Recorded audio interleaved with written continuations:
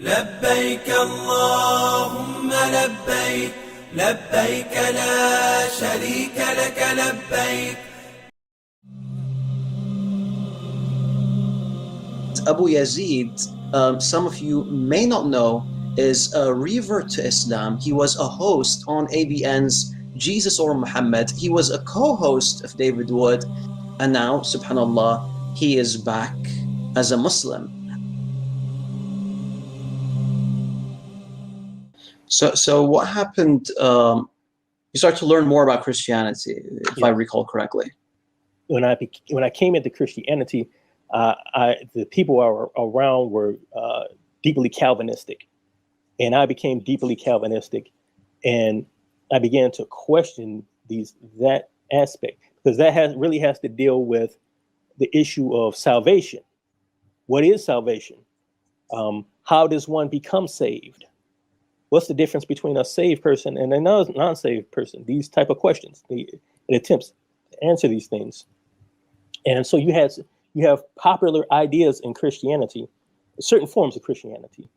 You have concepts like once saved, always saved. Basically, it means if you accept Jesus Christ as your Lord and Savior, your ticket is punched for eternity. You are saved. You're saved forever. But there are problems with that. There are big problems with that. There's problems theologically. There are biblical problems with justifying that. One of the issues with that is lawlessness,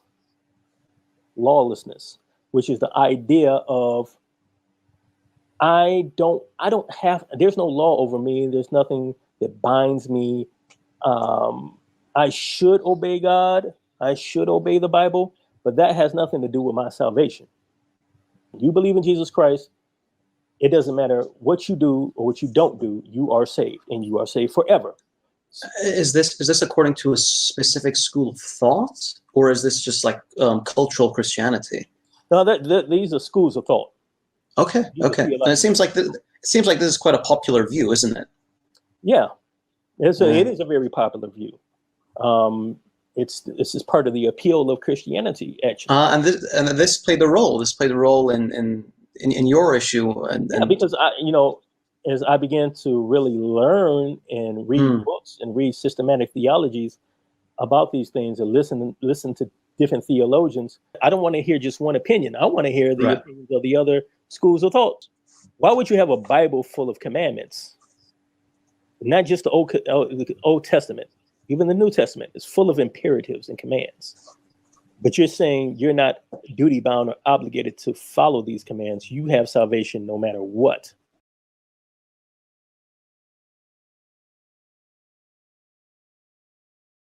Okay, so were you overwhelmed? You want to say overwhelmed? Yeah, I wouldn't say overwhelmed. It just sparked my curiosity even more. Okay. It made me want to study more. There was a friend of mine who's a pastor who went to seminary with me, and we had a conversation about, do you need to believe in the Trinity in order to be saved? And he conceded to my point that there's nothing in the Bible that says a person has to believe in the Trinity. And I remember he said to me, you're right. There's nothing in the Bible that says a person has to believe in the Trinity to be saved, even though I believe that. I know it's true, but I can't find the proof in the Bible. And over and over again, this became a pattern where you had these doctrines that had been crafted and designed by the church fathers and had been made canon by some particular church conference or whatever in the first 400 or 500 years of Christianity, and declared absolute truth within the church. And when you challenged and pushed back on it, people had to concede that there's nothing, you can't really prove it in the Bible, but you have to believe in it. You just have to believe it, or you don't have salvation. Right. So at that, when I started knocking down pillars of Christianity through study, I said to myself, well, I don't know if I can be this evangelical Calvinist Christian thing. I can't do this anymore. So I had a friend of mine who was in seminary, who was a Messianic Jew, which is basically blending Judaism and Christianity together. You know, where you practice the holidays of the Jews and you do different rituals, but you believe Jesus is the Messiah. I contemplated doing that seriously, and then the last doctrine that failed was the Trinity. That was hard to get. They believe in that too. Yes. So the mainline Messianic Jews believe in the Trinity, even though there's an aspect of them that have rejected the Trinity. They kind of believe in what's called adoptionism. Jesus was a prophet and the Spirit of God came upon him, and then he became the Son of God, which was one of the original doctrines of the church.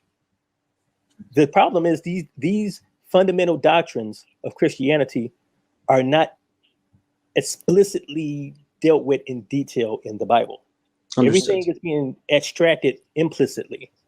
Understood. You know, cobble together different verses and you come up with a particular theory. There's nothing explicitly that says Jesus is God.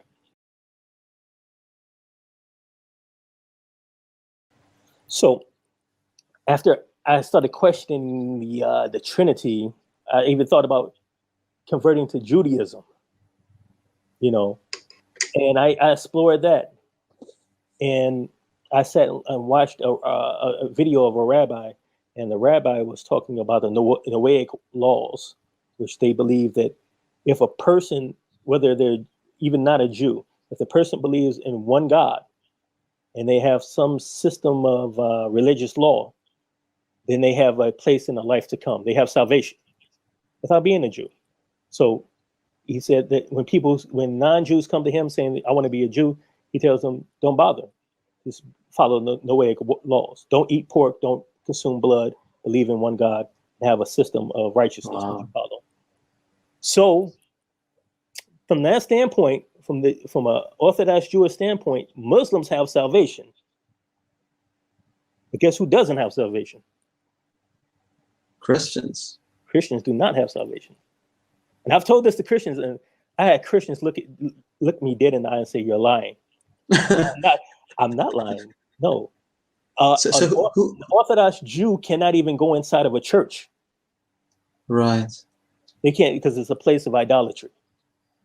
Jesus is a pagan idol in Judaism. And you have all these evangelical Christians in the West who are pro-Israel. It's almost become a pillar of their religion to be so Zionistic and for Judaism. Right. And most of them do not know this, that the average Jew can't even enter their church, and they believe that Jesus is an idol, and they believe that they're going to hell